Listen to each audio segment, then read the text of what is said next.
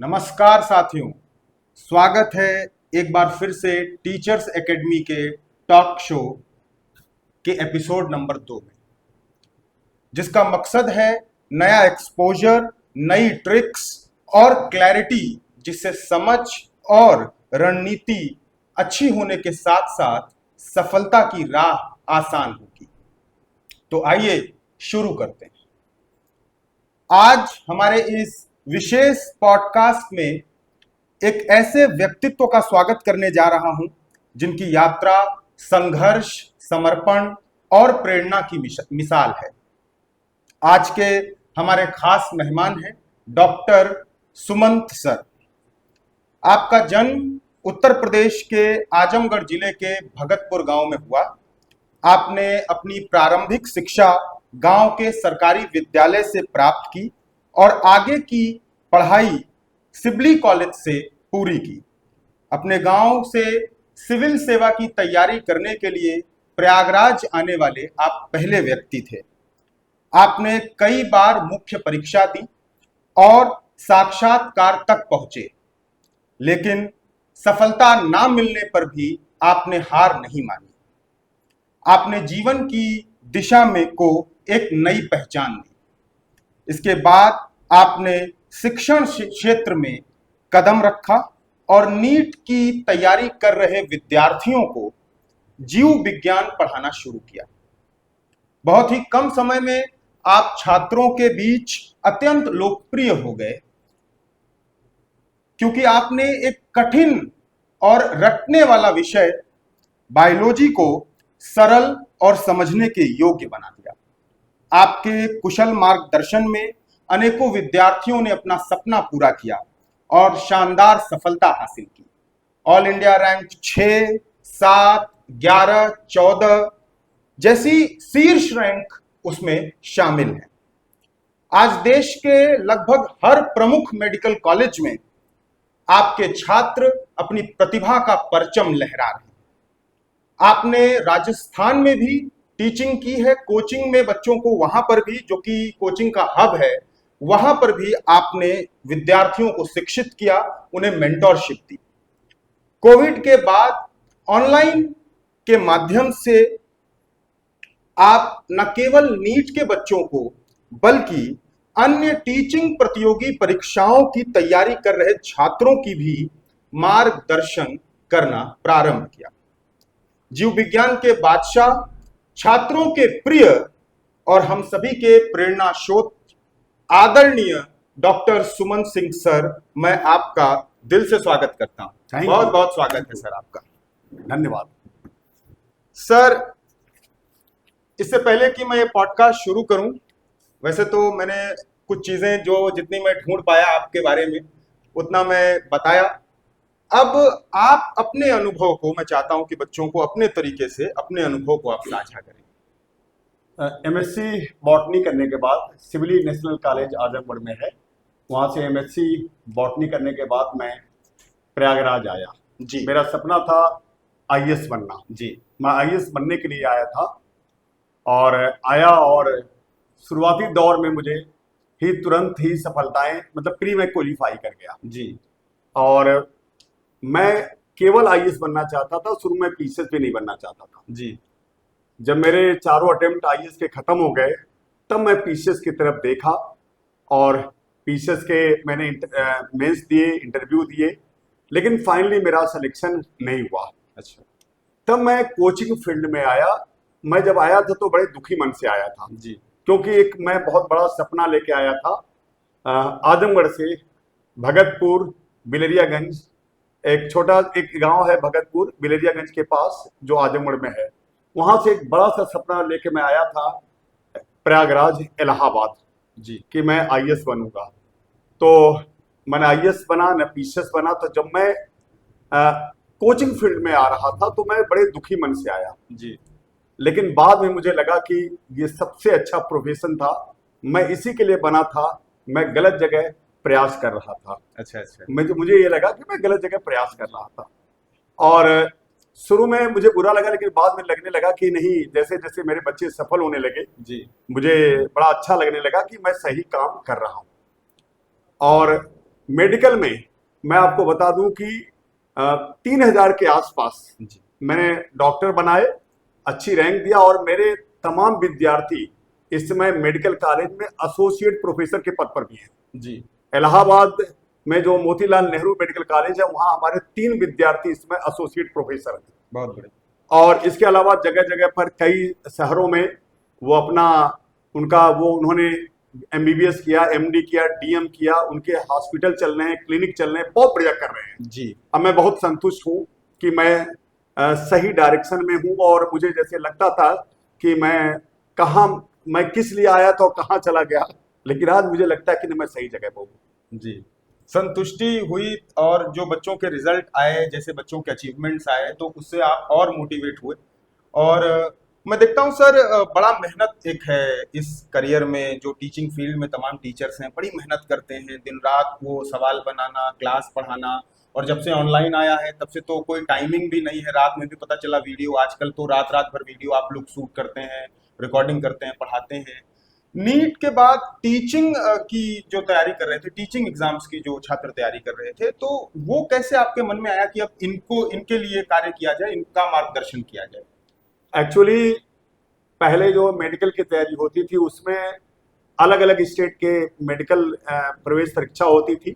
जैसे यूपी में सीपीएमटी था, और ऑल इंडिया के लिए एक एआईपीएमटी था, बीएचयू पीएमटी अलग था, एएमयू अलग था, मध्य प्रदेश का अलग था, राजस्थान का अलग था, सब स्टेट का अलग अलग था जी।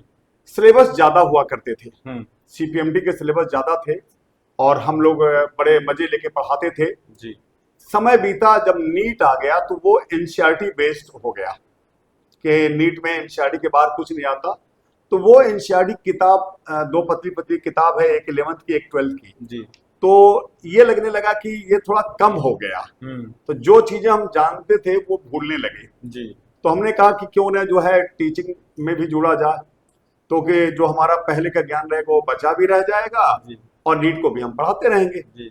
तो नीट के साथ साथ हम टीचिंग के जो एग्जाम है, जैसे यूपी टीजीटी पीजीटी है, जीआईसी है और एलटी है, हम उससे जुड़े। हम आपको एक चीज और बता दें कि जब हमें असिस्टेंट प्रोफेसर का एक बैच लॉन्च करना था जी, तो मैंने कहा कि मैं पहले देखूं कि मैं उस एग्जाम को पास कर पाता हूं कि नहीं जी। तो यूपीएचएससी का जो एग्जाम हुआ था विज्ञापन संख्या 50 का, मैंने उसका फॉर्म भरा, मैं एग्जाम दिया, अब मैं क्वालिफाई हुआ जी। तब मैंने अपना बैच लॉन्च किया कि मैं अब असिस्टेंट प्रोफेसर पढ़ाऊंगा जी। और मैं आपको ये भी बता दूं कि सिविल कॉलेज से मैंने एमएससी करके मैं आया था, बाद में मैंने बीएड किया, बाद में मैंने पीएचडी भी किया, और मैं बता दूं इस 57 साल की उम्र में इस समय मैं एलएलबी भी कर रहा हूं। बहुत मतलब वही है कि एक मैंने आपको शुरू में ही बताया कि एक शानदार जो है व्यक्तित्व के धनी, और कभी कोई ठहराव नहीं रहता। सुमंत सर के साथ में वो रुकना नहीं पसंद करते, वो आराम करना नहीं पसंद करते, ठहरना नहीं पसंद करते, लगातार। और वो दिखता भी है सर, जिस प्रकार से लोकप्रियता आपकी है छात्रों के बीच में, वो दिखता भी है साथ आपकी मेहनत जो है। टीचिंग एग्जाम्स की अगर हम बात करें तो कैसे कोई जो है, जैसे कि हम ये तो देखते हैं कि 11वीं 12वीं में जब बच्चा आता है तो उसके मन में होता है कि हमें डॉक्टर बनना है, हमें इंजीनियर बनना है, लेकिन ये सपना बहुत कम लोगों के मन में होता है कि हमें प्रोफेसर बनना है, हमें टीचर बनना है। उस सपने में शायद ये भी हो सकता है कि उनको नॉलेज ना हो कि एग्जाम्स की प्रक्रिया क्या है, कैसे हम उस प्रक्रिया से होकर के अपनी मंजिल को पा सकते हैं। तो कैसे, क्या तरीका है टीचर बनने का, कैसे अलग अलग स्टेट्स में टीचर बनते हैं, और क्या प्रक्रिया है एग्जाम का, वो भी जरा आप बताइए। देखिए, आप बिल्कुल सही कर रहे हैं कि पहले बच्चा डॉक्टर और इंजीनियर ही बनना चाहता है जी। लेकिन मैं आपको बता दूं कि 5% बच्चा ऐसा है कि जो पहले से कहता है कि मुझे प्रोफेसर बनना है जी, केवल 5%। और पहले एक धारणा बनी थी कि जो बहुत तेज बच्चा होता था वो साइंस ले लेता था जी, और फिर वो अपना इंटर में चल करके 11th 12th में चल करके वो क्या करता था कि जिसको इंजीनियरिंग की तरफ जाना था वो मैथ्स पढ़ता था, जिसको अपना डॉक्टर बनना था वो बायोलॉजी पढ़ लेता था जी, बाकी सब्जेक्ट कॉमन ही होते थे। समय बीता, अब जैसे जो बच्चे इंजीनियर नहीं बन पाए, जो बच्चे डॉक्टर नहीं बन पाए, तो फिर उन्होंने कहा कि भाई हमें बीएससी भी कर लेना है। अब बीएससी के बाद फिर एमएससी भी कर लिए, क्योंकि वो जो पढ़ाई किए रहते हैं वो पढ़ाई कहीं ना कहीं पे करती है जी। तो वो उससे क्या होता है कि वो नेट भी क्वालिफाई कर लेते हैं, पीएचडी कर लेते हैं, तब इधर आते हैं। क्योंकि सब तो डॉक्टर बन नहीं पाएंगे, सब तो इंजीनियर बन नहीं पाएंगे। अब फिर सब लोग बन जाएंगे तो फिर और टीचर कौन बनेगा जी। तो मेरा मानना है कि अगर आप आते हैं, आप शुरू से आइए कि हमें प्रोफेसर बनना है जी। असिस्टेंट से आप बनेंगे असिस्टेंट प्रोफेसर, तो शुरू से आइए कि हमें ये बनना है जी। और आप उधर आप आइए और उस हिसाब से अपनी तैयारी को उधार दीजिए। आप अच्छे से अच्छे जगह से बीएससी करिए, एमएससी करिए, पीएचडी करिए, नेट जेआरएफ क्वालिफाई करके, या डायरेक्ट भी अभी तमाम यूनिवर्सिटी में जो पीएचडी लोग करते हैं, जैसे इलाहाबाद में ही उनका एग्जाम क्रैक होता है जहां से करवाते हैं। टीचिंग के लिए मैं बता दूं, जैसे आपको टीचिंग प्रोफेसर में आना है तो आप बीएससी एमएससी कर लिए या बीए एमए कर लिए, तो आप बीएड जरूर करें जी। बीएड कर लें और इसके बाद आप टीचिंग की तैयारी करें। और साथ ही साथ आप जो आजकल जैसे बिहार में बीपीएससी देना तो एस्टेट क्वालिफाई होना चाहिए जी। तो आप एस्टेट क्वालिफाई करें, उस स्टेट का जो एलिजिबिलिटी टेस्ट होता है वो भी क्वालिफाई करें, तो आप टीचिंग प्रोफेसर में आए। लेकिन आना हो तो बीएड जरूर करके आए जी जी। सर बीएससी में जैसे बॉटनी या जियोलॉजी या बायोलॉजी में बोलूँ एक साथ में कि अगर इसका टीचर बनना है, प्रोफेसर बनना है, तो सब्जेक्ट कॉम्बिनेशन क्या लेकर के चलना चाहिए शुरू से? देखिए, अब जो चीजें बहुत चेंज हो रही हैं जी, तो अगर आपको बायोलॉजी में टीचर बनना है तो जूलॉजी, बॉटनी, केमिस्ट्री लीजिए जी। क्योंकि अभी यूपी में तो बायोलॉजी की पोस्ट अलग से आती है जी, लेकिन बाकी सब जगह साइंस की पोस्ट हो गई है जी। और साइंस में वही एलिजिबल होता है जो जूलॉजी, बॉटनी और केमिस्ट्री पढ़ा है। अच्छा। अगर आप केमिस्ट्री नहीं पढ़े हैं तो फिर साइंस के टीचर नहीं बन पाएंगे। जैसे केवीएस, एनवीएस, ईएमआरएस और बीपीएससी बिहार का जो है सब जगह अब साइंस के टीचर हो गए 10th तक के लिए। तो उसमें जूलॉजी, बॉटनी, केमिस्ट्री पढ़ेंगे तभी आप एलिजिबल हैं। हाँ, लेक्चरर के लिए आपको जरूरी है कि आप या तो जूलॉजी में एमएससी हो या बॉटनी में एमएससी हो और बीएड हो, तब आप जो है लेक्चरर का एग्जाम देंगे। जैसे पीजीटी बायोलॉजी जी, तो सब जगह तो पीजीटी बायोलॉजी है, केवीएस, एनवीएस और यूपी में। लेकिन बीपीएससी अगर आप देते हैं बिहार का एग्जाम तो वहां पीजीटी जूलॉजी है, पीजीटी बॉटनी है, तो वहां ज्यादा लोगों को चांसेस मिलते हैं, अपॉर्चुनिटी ज्यादा है वहां। मैं तो चाहता हूं कि सरकार को ये हर जगह कर देना चाहिए कि एक पीजीटी जूलॉजी, पीजीटी बॉटनी, सीटें दूना हो जाएंगी और अच्छे से लोग काम करेंगे, बच्चों को और अच्छे से पढ़ा पाएंगे, ये मेरा मानना है जी। तो देखा आपने किस तरीके से, क्योंकि जिस तरीके से सर नई एजुकेशन पॉलिसी है उसमें बहुत सारे कॉम्बिनेशन है। अब पता चला कोई एनिमल साइंस ले लिया, कोई एनिमल हस्बेंड्री ले लिया, तो बाद में दिक्कत आती है, बाद में बच्चा परेशान होता है। तो एक रहता है कि अब तो कोई ऑप्शन नहीं बचा, तो शुरू से ही तैयारी उस दिशा में की जाए, शुरू से ही आप जो प्रॉपर जो उसके साथ में कॉम्बिनेशन है उसको लेकर के चलिए, तो राह आसान रहेगी। और आप सबने सुना कि किस तरीके से कॉम्बिनेशन के बारे में हमने बात की। सर मेरा अगला प्रश्न जो आपसे है कि एक सही स्टडी प्लान, जो टीचिंग एग्जाम की तैयारी कर रहा है बच्चा, उसका एक सही स्टडी प्लान क्या होना चाहिए? अगर उसको टीचिंग में आना है जी, तो वो अपना वो हाई स्कूल किया, उसने इंटर किया, फिर वो बीएससी करे और बीएससी में जूलॉजी, बॉटनी, केमिस्ट्री ले। अगर बायोलॉजी स्ट्रीम का है तो जी जूलॉजी, बॉटनी, केमिस्ट्री ले और फिर वो चल करके एमएससी बॉटनी में करे या जूलॉजी में करे, फिर बीएड कर ले।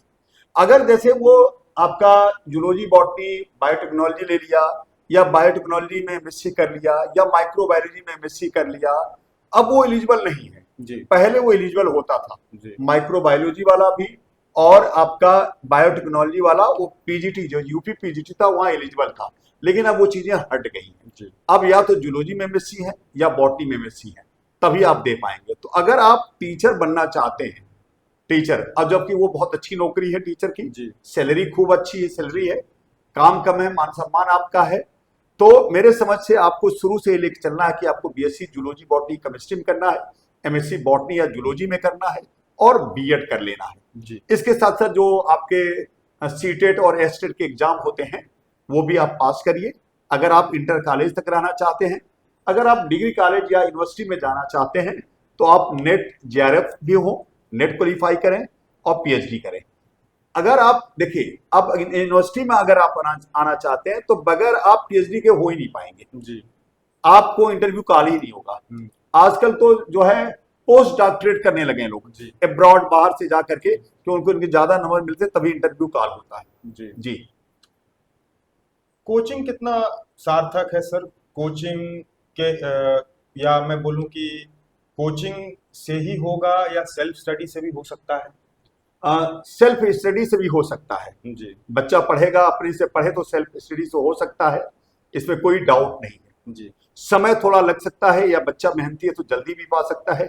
कोचिंग एक ऐसा माध्यम है कि जो कम समय में ज्यादा चीजें, जी मतलब आउटपुट आपको ज्यादा मिल जाता है कोचिंग से, लेकिन उसमें ध्यान देना होगा कि आप किस टीचर को सेलेक्ट कर रहे हैं। जी इसका बहुत मतलब है, जैसे बायोलॉजी में दो सब्जेक्ट, दो ब्रांच है, जूलॉजी और बॉटनी, बहुत बृहद सिलेबस है। जी अब ये आपको सेलेक्ट करना है कि आप दो टीचर से पढ़ना चाहते हैं कि आप एक टीचर से पढ़ना चाहते हैं, क्योंकि आज के समय में बहुत ऐसे टीचर हैं जो एक टीचर है जो जूलॉजी बॉटनी दोनों पढ़ा देते हैं, जी जबकि वो एमएससी या तो बॉटनी में करेंगे या तो जूलॉजी में करेंगे। जिसमें वो एमएससी होंगे उसमें उसको उनको ज्यादा ज्ञान होता है। जी तो मेरा मानना है कि कोचिंग वालों को भी ये सोचना चाहिए कि वो दो टीचर रखें जूलॉजी बॉटनी का, ताकि बच्चों के साथ न्याय कर सके। जी तो कोचिंग अपन सेल्फ स्टडी से भी सिलेक्शन होते हैं, लेकिन कोचिंग से थोड़ी चीजें आसान हो जाती हैं। जी जैसे एक गलती अभी ये पता चली कि तैयारी के समय स्टूडेंट से, बच्चों से, प्रतियोगी छात्रों से बड़ी सारी गलतियां होती हैं। जैसा कि आपने अभी एक गलती के बारे में बताया कि वो सही टीचर का, सही संस्थान का चयन नहीं कर पाते, और कहीं कहीं पर बायोलॉजी वाकई में एक लेंदी सिलेबस के साथ वाला विषय है, उसका बहुत लेंदी सिलेबस है, और दो ब्रांचेस हैं उसमें, बॉटनी और जियोलॉजी। तो जियोलॉजी अगर कोई नहीं पढ़ा रहा है, बॉटनी जियोलॉजी का कोई एक ही टीचर है, तो ये चुनने में जैसे एक गलती पता चली। और क्या क्या गलतियां सर आपको लगती हैं जो बच्चे करते हैं तैयारी के समय, जिससे उनको बचना चाहिए? देखिए, एक तो आजकल तो यूट्यूब पर तमाम लेक्चर पड़े हुए हैं जी आप जितने भी टीचर पढ़ा रहे हैं सबके आप लेक्चर देखें। जी जिनका लेक्चर आपको समझ में आ रहा है, सिस्टमेटिक है, उनका आप कोर्स परचेज करें। जी फीस पर मत जाएं, जैसे फीस कहीं 2000 ज्यादा हो जाएगी, कहीं 2000 1000 कम हो जाएगी। कोई फीस 5000 ले रहा, कोई 6000 ले रहा, कोई 2000 पढ़ा रहा है, कोई 1000 पढ़ा रहा है। ये भी तो होता है भाई, आप शर्ट 5000 की लेंगे, शर्ट आप 500 की लेंगे, तो अंतर तो रहेगा ना। तो अगर फीस वो अगर 5000 6000 कोई ले रहा है, कोई 2000 में पढ़ा रहा है, तो आप कंपेयर भी करें ना। यूट्यूब पर तमाम वीडियो है, और सिस्टमेटिक वे में। जैसे मैं आपको बता दूं, जैसे एक ब्रांच है एंजियोस्पर्म, उसमें 5 ब्रांच होती है, मॉर्फोलॉजी ऑफ फ्लावरिंग प्लांट्स, और आपका taxonomy of flowering plants, sexual reproduction in flowering plants, anatomy of flowering plants, और economic botany of flowering plants. मैं ये ब्रांच पढ़ाने में मुझे 50-60 लेक्चर लगते हैं, लेकिन बच्चा मुझसे ही पूछ देता कि सर आपने एंजियोस्पर्म पढ़ाया ही नहीं। तो सोचिए, इतना 50-60 लेक्चर पढ़ाने के बाद उसने बच्चा नहीं जान पाता, मतलब वो और कहीं पढ़ा तो उसको इस तरह से पढ़ाया नहीं गया। तो इसलिए जब आप देखते हैं तो बड़े सिस्टमेटिक में, क्योंकि आप देखिए बीएससी एमएससी करके आए हैं, सिलेबस सबसे पहले सिलेबस देखें, और आप पीवाईक्यू देखें कि प्रीवियस ईयर क्वेश्चन पेपर कैसे हैं, कैसा क्वेश्चन है। इसके बाद आप यूट्यूब पर जो वीडियो पढ़े हैं देख लीजिए, जिसका वीडियो आपको समझ में आ रहा है तो उसका कोर्स परचेज करें, और उसका ट्रैक रिकॉर्ड भी देखें कि वो कितने समय से पढ़ा रहा है, कितना सिलेक्शन उसका रेट है। क्योंकि हमने तो जीआईसी में आपको बताया, हम सेकंड रैंक हमने दिया है। हमारा एक बच्चा था धनंजय सिंह, जिसने जीआईसी में सेकंड रैंक लाया, और 1-2 नंबर कम थे, नहीं तो वो पहली रैंक आ गई होती। यंग बच्चा था, 24 साल का बच्चा। तो ये है जी। आपके संस्थान से मान लीजिए कोई बच्चा सर जुड़ता है, वो पढ़ता है, तो किस तरीके से डेली रूटीन, जो एक डेली रूटीन में पढ़ाई होती है जिसको कंसिस्टेंसी बोलते हैं, कि कंसिस्टेंसी बहुत जरूरी है।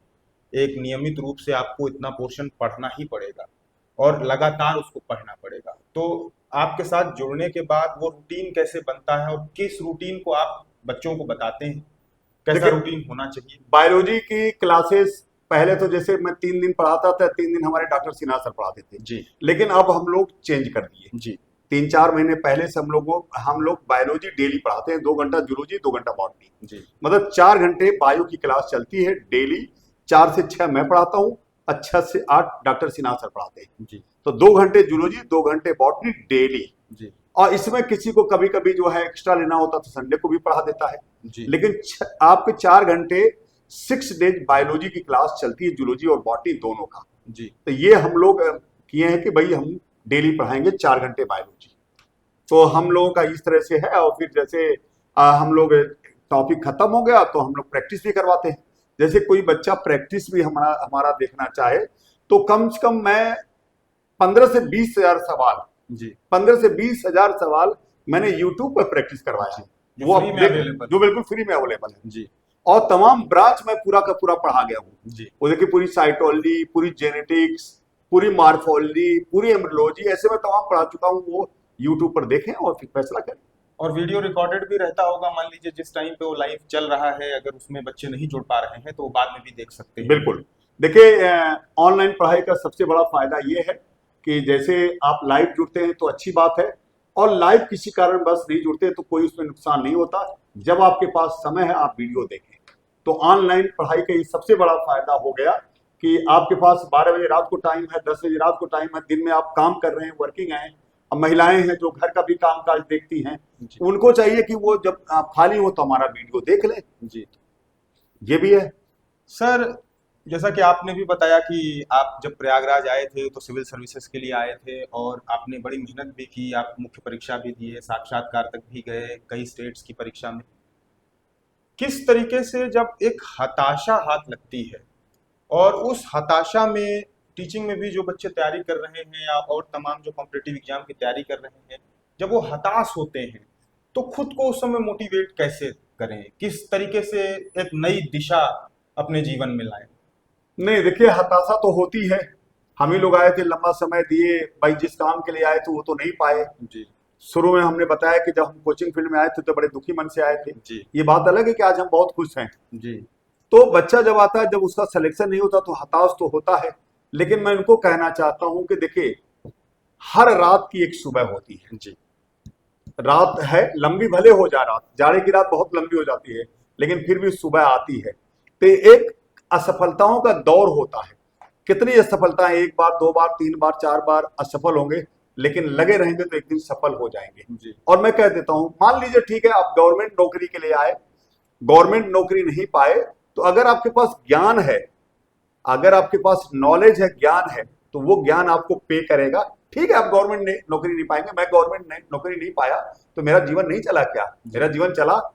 अगर मैं एक इंटर कॉलेज का लेक्चर भी हो जाता तो कितने लोग मुझको जानते जी। आप तो बहुत भाई, आंध्रा से बच्चा पढ़ना चाहता है, मुंबई से बैठ के पढ़ रहा, आसाम से बैठ के पढ़ रहा है जी। और आपको मैं बताऊं बड़ी खुशी की बात की कुछ पाकिस्तान से बच्चे भी पढ़ के मुझको दिखते हैं जब मैं यूट्यूब पर रहता हूँ। पाकिस्तान के भी टीचिंग एग्जाम्स में सुमन सर जो है बच्चों का मार्गदर्शन बिल्कुल कर रहे हैं। अब वो है कि हम वहां से वो हमारा कोर्स परचेज नहीं कर सकते जी। तो जब यूट्यूब पर रहता देखते हैं, शारजाह से देखते हैं जी, दुबई से आपका जी, वहां से भी देखते हैं। सर, किसी ऐसे बच्चे की कहानी आपको याद आती हो जो आप साझा करना चाहें कि जो बार बार असफल हुआ लेकिन उसने हार नहीं मानी और बाद में वो सफल होकर के दिखाया? देखिए, अब मेडिकल में मैं बता रहा हूं आपको, हमारे एक विद्यार्थी हैं सामन कुमार जी। आपने ये बहुत अच्छा शुरू किया, कल बल्कि उनकी तिलक भी है, मैं उनके तिलक में जा भी रहा हूँ। वो प्रतापगढ़ के हैं, उनका सिलेक्शन 8वें साल हुआ था नीट में। हिम्मत देखिए, हिम्मत को सलाम करिए उनको कि भाई कैसे वो 8-7 साल के बाद 8वें साल लगे रहे जी। और पारितोष यादव भी पिछले साल सिलेक्शन हुआ उनका भी 7वें साल में हुआ जी। और इसके पहले हमारे विद्यार्थी, बड़े हमारे दुलारे विद्यार्थी थे रामाशीष यादव जी, 5वें साल उनका सिलेक्शन हुआ था जी। और मैं आपको बताऊं, विद्यार्थी से मेरा इतना लगाव रहता है, मैं बिल्कुल एज ए फ्रेंड उनको ट्रीट करता हूं। जिस दिन सीपीएमडी का रिजल्ट होने वाला था उस दिन मैं, रामाशीष जी और सचिन जी जी, हम लोग ये आपका बक्सी बांध है प्रयागराज में जी, वहीं धूप में, मतलब जून के महीने में हम लोग धूप में बैठे थे जी। एक मंदिर था वहीं बैठे थे, मतलब लू चल रही थी लेकिन बैठे थे। जब रिजल्ट आ गया, रामाशीष जी का सिलेक्शन हो गया, तो रामाशीष जी और सचिन जी गए हनुमान जी का दर्शन करने और मैं घर आया। उधर से जितने लोग गुजरे, अरे सुमन सर आप क्या कर रहे हैं धूप में ही, लू चल रही है। तो उस समय हम लोग को लू नहीं लग रही थी, बात था कि रामाशीष जी का आपकी सिलेक्शन हो जाए। और रामाशीष जी बहुत आगे चले गए, एमबीबीएस किया उन्होंने, अभी वो एमडी भी किया उन्होंने पीडियाट्रिक्स में। उनकी पत्नी भी डॉक्टर हैं, हमारे डॉक्टर सचिन सिंह भी वेटरनरी डॉक्टर हैं। तो बड़ा अच्छा सबका चल रहा है। और सफल होने वाले में देखिए डॉक्टर संतोष सिंह भी थे, डॉक्टर संतोष यादव भी थे। जो डॉक्टर संतोष यादव ने डीएम गैस्ट्रोलॉजी किया, बड़े अच्छे विद्यार्थी थे, लेकिन इन लोगों को जल्दी सफलताएं मिल गई थी। ये लोग 2 साल में सफल हो गए थे, लेकिन संघर्ष करने वाले ऐसे भी थे तो 7 साल 8 साल में भी सफल हुए, हिम्मत नहीं हारे। क्योंकि मैं उनको देख करके सलाम करता था कि भाई रियली बहुत जिंदा दिल हो। और यहाँ हम आपको बता दें कि जो नीट की परीक्षा है वो अंडर ग्रेजुएट परीक्षा होती है, और उसमें अगर कोई 7 साल 8 साल की प्रतीक्षा कर रहा है तो उसका कितना बड़ा हृदय होगा और कितना वो महान होगा कि अपने ऊपर जो विश्वास एक होता है कि हम करके दिखाएंगे, हम मंजिल पा कर दिखाएंगे, वो जो जुनून होता है। तो बेहद शानदार सर ये आपने एक साझा किया सफर। अगर मैं इसी से थोड़ा सा, क्योंकि आपकी भी जो आपका भी जो जीवन रहा है वो भी संघर्षों से भरा रहा है। अभी आपने बताया विज्ञापन नंबर 50 में आपने असिस्टेंट प्रोफेसर में इंटरव्यू भी दिया, और कई सारे इंटरव्यू दिए उधर सिविल सर्विसेज में, टीचिंग एग्जाम्स में आपने जितना भी तक टीजीटी पीजीटी असिस्टेंट प्रोफेसर सबका। आपके जीवन की भी कोई ऐसी घटना जिससे आप एक ऐसे समय पर थे कि आपको हताशा सिर्फ थी, लेकिन उससे निकल करके बाद में चल करके वो घटना आपको जब भी आप याद करते हैं तो एक आपको मोटिवेशन अंदर से मिलता है और आप उसको हमेशा याद करना चाहते हैं, उससे मोटिवेट होते हैं? देखिए, सबसे जब मेरा आईएएस के चारों अटेम्प्ट खत्म हो गए थे जी तो उस दिन मैं बहुत दुखी था जी। मुझे याद है कि मैं कमरे में अकेले था, मैं अकेले तैयारी करता था, और मैं इतना दुखी था कि एक रजाई मेरे कमरे में रखी थी जी। और ये मैं आपको बता रहा हूँ कि अगस्त सितंबर का महीना था, गर्मी का महीना था। मैंने रजाई ओढ़ ली और रजाई ओढ़ करके मैं खूब रोया जी। और आजम की भाषा में कहते हैं कि भोकर करके रोना, आजम की भाषा ये, मैंने फफक फफक कर रोना, मैं खूब रोया और मन में आया कि सब कुछ खत्म हो गया, मैं जिस काम के लिए आया वो तो बन ही नहीं पाया। तो रजाई ओढ़ करके अकेले उस कमरे में मैं बिल्कुल लेट गया और दबा लिया रजाई, मतलब पूरी तरह से ढक लिया जी। खूब रोया। रोने के बाद फिर जो है अपना उठा, मुंह धुला और फिर ये होगा कि भैया चलिए देखेंगे जी, हुए जो राम रचि राखा। ये चौपाई मुझे आज भी बहुत ही मतलब कि प्रासंगिक लगती है, मुझे बहुत ही मोटिवेशन प्रोवाइड करती है कि वही है वह जो राम रचि राखा, जो राम रचि राखा, बिल्कुल कि वही होगा जो पहले से लिखा है। तो ये चीजें हैं। अब बाकी बहुत दिक्कतें आई, मैं आपसे कह नहीं सकता कि कितनी दिक्कतों में रहा हूँ, बहुत ही दिक्कतों में रहा हूँ। अगर मैं पूरी अपनी कहानी सुना दूं तो आदमी रो देगा कि कितनी विपरीत परिस्थितियों में मैं रहा हूं, लेकिन बस समय बीत गया, चीजें अच्छी होती गई, आज सब अच्छा है, बढ़िया चल रहा है, लेकिन दिक्कतें बहुत थी जी। ये अब सर हम बढ़ते हैं आगे की तरफ और एक राउंड खेलेंगे यहाँ पर, रैपिड फायर राउंड हम उसको बोलते हैं। उसमें क्या होता है कि एक लाइन में आपको उत्तर देना होगा। सबसे पहला जो रैपिड राउंड का सवाल आपके सामने मैं रख रहा हूं वो ये है कि सफलता का मंत्र क्या है, सक्सेस का मंत्र क्या है? सही रणनीति और मेहनत जी। रणनीति सही बनाइए और उसके अनुसार मेहनत करिए जी, और खुद आत्ममंथन करिए, आत्मचिंतन करिए कि जो आप काम कर रहे हैं वो सही कर रहे हैं कि नहीं कर रहे हैं जी। ये दिखाने के लिए कुछ मत करिए जी। पहला ये किताब की नोट्स, बुक्स रखिए, नोट्स पढ़िए, और अगर आपको कोई दिक्कतें आती हैं तो आप बुक्स भी देखिए। आजकल तो चैट जीपीटी भी आया हुआ है, एआई का जमाना है। हाँ, एआई का जमाना, उसको भी देखिए जी। आजकल तो चीजें बहुत आ गई हैं जी।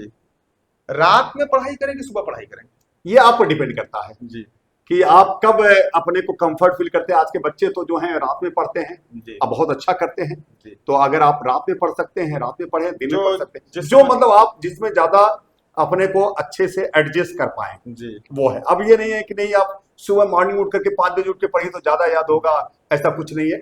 जब आप अपने को ज्यादा अच्छा फील कर सके उस समय आप पढ़िए। ऑफलाइन की ऑनलाइन? देखिए, जो छोटे बच्चे हैं जी, जैसे आपका 11-12 का बच्चा है जी, तो उसको तो मैं समझता हूं कि ऑफलाइन ज्यादा बेटर होता है जी। और बाकी जो आपका बड़ा बच्चा है वो ऑफलाइन ऑनलाइन दोनों में से जो भी उसको लगे, जैसी उसकी व्यवस्था, जैसे मान लीजिए किसी बच्चे के पास पैसा नहीं है जी, तो वो आजमगढ़ से इलाहाबाद आ नहीं सकता, जैसे इलाहाबाद आएगा तो वो कम से कम उसके 10-12 हजार रुपया पर मंथ खर्च होंगे कम से कम, और कोचिंग लेगा तो कोचिंग 20 हजार की मिलेगी, ऑनलाइन पढ़ लेगा तो अपने घर से पढ़ लेगा और 4 हजार में एडमिशन उसका हो जाएगा जी। तो अगर व्यवस्थाएं आपकी अच्छी हैं तो आप ऑफलाइन बेटर है ऑनलाइन से, लेकिन तो डिपेंड करता कि आप की व्यवस्थाएं क्या है, आप क्या उसको मतलब कि उतनी व्यवस्था आप कर सकते हैं, आपको पैसा मिल सकता है तो आप ऑफलाइन आए, नहीं तो सफलताएं ऑनलाइन से भी मिल रही खूब। हम भर भर के सिलेक्शन दिए ऑनलाइन में भी। जी, तो ऑनलाइन से भी सिलेक्शन आ रहा है। टीचर्स एकेडमी की शुरुआत सर ऑनलाइन से हुई, अभी तो टीचर्स एकेडमी ऑफलाइन भी है बिल्कुल। और अच्छा कर रहा है ऑफलाइन में भी।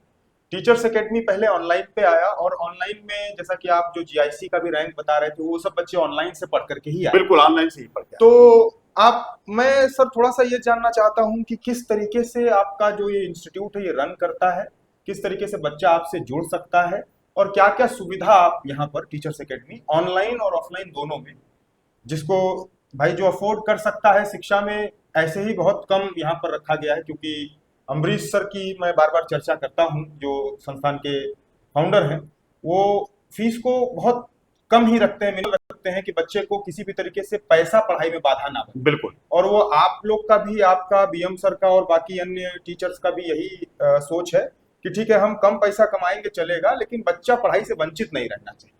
तो किस तरीके से बच्चे जुड़े आपसे, क्या तरीका है दोनों का ऑनलाइन ऑफलाइन का, वो बच्चों के साथ में साझा करते हैं। ऑनलाइन के लिए देखिए, आप सबसे पहले हमारे जो YouTube पर वीडियो पढ़े हैं आप देख लीजिए। अगर आप हमारा वीडियो अच्छा लगता है, आपको समझ में आता है, हमारे पढ़ाने का तरीका अच्छा लगता है, हमारा कंटेंट अच्छा है, तो फिर आप हमसे जुड़ें।